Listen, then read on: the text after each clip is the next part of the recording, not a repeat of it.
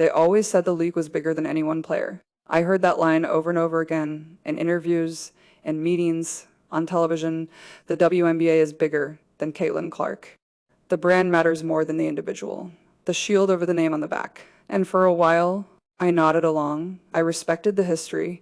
I respected the woman who built this league when nobody was watching, but then something changed. Arenas that used to struggle to fill lower bowls suddenly needed upper decks. Open road games felt like home games. Television ratings didn't just grow, they exploded. And every time I stepped on the court, the numbers followed me. That's when the tone shifted publicly. Everyone celebrated growth. Privately, I could feel the tension. Because growth is comfortable when it's shared, it's uncomfortable when it has a face. And suddenly, that face was mine. They said the momentum belonged to the league. They said the ratings surge was organic. They said the sponsors were finally buying into women's basketball. But when I missed games, the numbers didn't hold. They dropped fast. Attendance dipped. Viewership fell back toward where it had been before I ever arrived. That wasn't an opinion. That was data. And still, the narrative stayed the same. Bigger than one player. Collective strength, shared success. So when the union opted out early, when executives started speaking with confidence about leverage, when everyone moved like the machine could run no matter who was inside it, I didn't argue. I didn't post. I didn't give a dramatic speech. I just stepped back a little. I let the system breathe without me pushing it forward. Because here's the truth nobody wanted to say out loud. Momentum isn't permanent. Attention isn't guaranteed. And fan loyalty in modern sports is attached to personalities, not institutions. People don't rearrange their schedules for a logo. They do it for a story, for a connection, for a player who makes them feel something every time she crosses half court. When I stepped back even slightly, that emotional engine slowed down. Not because the league isn't talented, it is, but because the spark was specific. You wanted to prove you didn't need me, so I let you try. No threats, no ultimatums, just space. And in that space, the reality became harder to ignore. Television partners don't pay for nostalgia. Sponsors don't invest in symbolism. They invest in reach, in engagement, and cultural relevance. And whether anyone likes it or not, I became the bridge between women's basketball and mainstream attention. I didn't ask for that power. But once you have it, you understand something important. Silence can be louder than confrontation. When I declined certain opportunities, when I chose rest, when I stopped feeding the noise, the question started, why is engagement dipping? Why are certain games not trending? Why does it feel quieter? That's not ego. That's market behavior. And for the first time, people inside boardrooms had to confront something uncomfortable. The growth wasn't automatic. It wasn't self-sustaining. It was connected to me. I'm not saying that to brag. I'm saying it because pretending otherwise is dangerous. You build a strategy around the idea that you're independent of your biggest asset, you miscalculate. And when you miscalculate in professional sports, it costs millions. I watched the confidence shift to concern. I watched public statements become more careful. I watched the tone soften. The league may be bigger historically, but in this moment, in this era, the energy runs through me. And when I stepped back even slightly, everyone finally felt what that meant. Here's what most people don't understand. Power in sports isn't about screaming the loudest. It's about leverage. And leverage doesn't come from words, it comes from value. When the union opted out of the agreement early, the energy was confident, almost celebratory. The message was clear. The league is booming. The players deserve more. This is our moment. And on the surface, that made sense. Attendance up, ratings up, social media engagement breaking records, sponsors lining up. But nobody stopped to ask the most uncomfortable question. What happens if the engine slows down? Because all of those up arrows had a timeline, and that timeline had a starting point. My rookie season, my games, my presence when I played on the road arenas sold out. That had never sold out before. When I didn't, ticket prices dropped. When I was featured in national broadcasts, ratings spiked. When I wasn't, they normalized. That pattern repeated itself too many times to ignore. And I knew it. So when negotiations heated up, when public pressure started building, when, executives and union reps positioned themselves like they were holding all the cards, I made a decision. I wasn't going to fight publicly. I wasn't going to align loudly. I wasn't going to attack anyone. I was going to do something much more unsettling. I was going to remain calm and let reality surface on its own. Because here's the thing, if you truly believe the machine runs without you, then you shouldn't panic when you step away from the controls. You should be confident, steady, unbothered. But that's not what happened. When I declined certain off-season ventures, when I didn't jump into every promotional spotlight, when I chose rest, training, and distance over constant exposure, the questions started multiplying. Analysts began pointing out the numbers. Commentators started saying the quiet part out loud. The difference was measurable, not emotional, measurable. That's when the narrative shifted from the league is bigger than Caitlin to the league needs Caitlin engaged. There's a difference between being part of something and being essential to it. And when the opt-out happened, the assumption was that the collective could pressure ownership because the product itself was unstoppable, but the product isn't abstract. It's human. It's story-driven. It's personality-driven. Fans don't negotiate contracts. They follow connection, and connection isn't evenly distributed. I didn't threaten to leave. I didn't hint at retirement. I didn't give interviews criticizing leadership. I did something more controlled. I showed that I have options, that my career doesn't depend on one system, that my influence extends beyond one uniform. And once that becomes obvious, the balance of power changes quietly but dramatically. Television executives notice risk, sponsors notice instability, agents notice tension, and when uncertainty enters the room, the value of the most stable asset rises.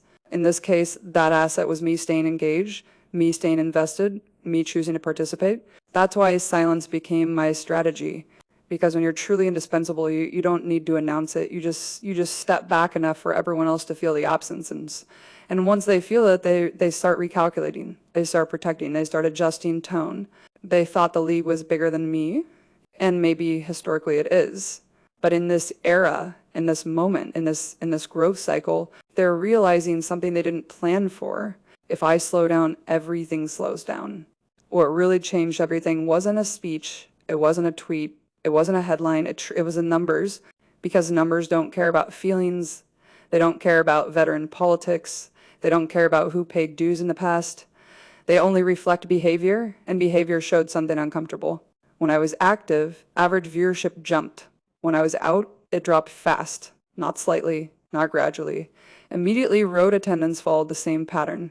Secondary ticket markets spiked when my name was on the schedule. Corporate engagement followed my appearances. Jersey sales weren't evenly distributed across the league. They were concentrated. That's not ego, that's market data. And the moment that data became impossible to ignore, the conversation shifted from collective leverage to individual gravity. Here's what that means. Collective bargaining works best when value is evenly spread, when fans tune in regardless of who's playing, when sponsorship deals are league-driven, not personality-driven. But when one player moves the needle disproportionately, the negotiation math changes. Suddenly the risk isn't theoretical. If there's a lockout, if there's a public fracture, if instability grows, the first question sponsors ask isn't about solidarity. It's about exposure. Will the audience still show up? And if the answer depends on one person's presence, that person holds more weight than anyone wants to admit. I didn't create that dynamic intentionally. I just played, I competed, I connected with fans, I embraced the spotlight instead of running from it. But once that connection formed, it became the central pillar of growth, and pillars matter most when the building shakes. During negotiations, I watched commentary build, analysts debating percentages, union voices speaking confidently about strength, leadership presenting unified fronts. It all sounded powerful, structured, organized, but structure without stability is fragile, because behind every confidence statement was a quiet awareness. If I disengage emotionally, if I explore global opportunities, if I reduce visibility, the ripple effect would be immediate. That's why I didn't need to confront anyone. I didn't need to argue publicly. The most dominant move wasn't aggression. It was control. Control of my schedule, control of my brand, control of my availability. When I declined certain ventures, it wasn't rebellion. It was boundary setting. And boundaries test dependency. If the system continues seamlessly without you, then you were replaceable. If it stutters, hesitates, recalculates, then you were central. What happened next told me everything. Media cycles turned from celebrating opt-out boldness to questioning financial risk. Commentators who had dismissed individual impact began acknowledging concentration of value. Even veteran voices softened tone. The conversation became less about demanding more and more about protecting what exists. That's a power shift. Not loud, not explosive, just undeniable. They thought momentum was permanent, that Once the spotlight turned on, it would stay on regardless of who was under it. But momentum in sports isn't permanent. It's personality driven, it's narrative driven, it's emotionally anchored. And I'm the emotional anchor right now. That doesn't mean the league doesn't matter. It does. I care about its growth. I want it to thrive long term. But thriving requires alignment. It requires recognizing reality. You can negotiate like the foundation is unshakable when one pillar carries a disproportionate load. So I stepped back just enough, not to leave, not to threaten, just to let them feel the weight shift. And when they felt it, the confidence changed, the tone changed, the urgency changed. That's when I knew something important. And they didn't underestimate my talent. They underestimated my leverage. Leverage is a strange thing. Most people don't recognize it until it's already in motion. They think leverage is loud. They think it looks like threats, ultimatums, dramatic exits. But real leverage is quiet. It's knowing you can walk away without flinching. When I stepped back, even slightly, the panic wasn't public at first. It was subtle. You could hear it in the tone of interviews. Analysts who had been dismissive suddenly became cautious. Words like irreplaceable started appearing in conversations that previously insisted the league was bigger than any one player. Here's the uncomfortable truth. Leagues survive stars all the time, but they don't survive growth spikes tied to a single identity if that identity disengages. And right now the growth spike is tied to me. That's not arrogance. That's visibility. When I entered the league, something changed culturally. People who had never watched a WNBA game before were suddenly buying tickets. College fans followed me. Casual sports fans followed me. Young girls saw someone they had watched for years transition to the next level and wanted to be part of it. That pipeline isn't generic. It's personal. So when negotiations started escalating and the environment felt unstable, I evaluated it differently. Not emotionally, strategically. If the system is steady, I contribute fully. If the system is volatile, I protect my brand first. Because here's what no one says out loud. My brand isn't owned by any league. It's owned by me. The audience connection doesn't disappear if I change context. It follows me. That's where the fear comes from. It's not about one season. It's about long-term dependency. If networks realize the ratings are personality-driven, they start structuring deals differently. If sponsors realize engagement revolves around a single figure, they negotiate differently. If ownership realizes attendance dips without that figure, they reconsider how they handle instability. Suddenly, the conversation shifts from collective power to risk management. And risk management changes behavior fast. I didn't have to criticize the union. I didn't have to defend the commissioner. I didn't have to pick sides publicly. Silence created its own gravity. The less I spoke, the more speculation grew. The more speculation grew, the more everyone started calculating worst-case scenarios. What if she distances herself? What if she prioritizes international opportunities? What if she waits out instability instead of pushing through it? Those questions are heavier than any public statement. And here's the part people misunderstand. This isn't about ego. I'm not trying to prove dominance. I'm protecting sustainability. And my career is bigger than one negotiation cycle, bigger than one labor dispute, bigger than one media moment. If I align myself blindly with instability, I inherit its consequences. If I align myself with growth and long-term structure, I preserve leverage.